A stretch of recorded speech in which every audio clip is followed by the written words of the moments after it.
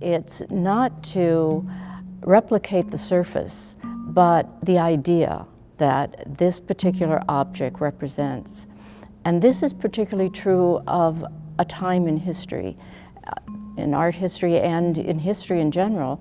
And this is the turn of the century when you have cities and you have, for the first time, all these things that you see, including people.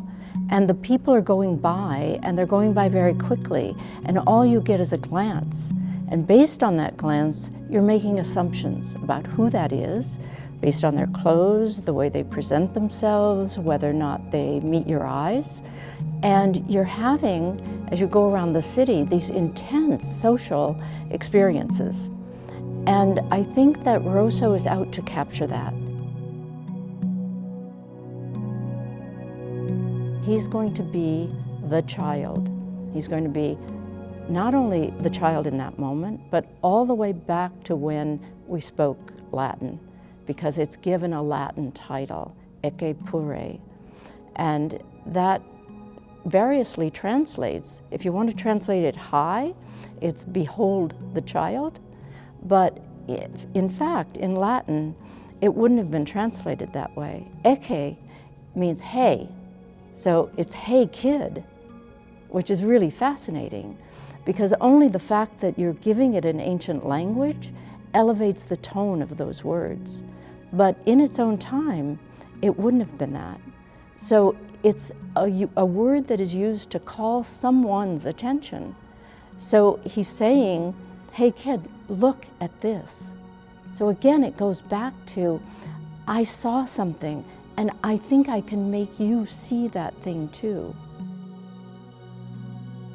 I think what I was struck with when I began to read about Rosso's practice is he's using a very ancient technique called lost wax. And that adds something only to take it away. And I think that compares in some ways to, certainly to poetry, where we have a whole dictionary of words and we select some, and often in the revision stage, we take some of those away. Even in the Victorian era, people would go out to the countryside in a carriage and they would take a small mirror and they would lean it against a tree and they would decide what of that landscape to frame, because otherwise the sameness of all those trees, all that greenery, those fields, and those long roads becomes fatiguing and you stop seeing it for what it is.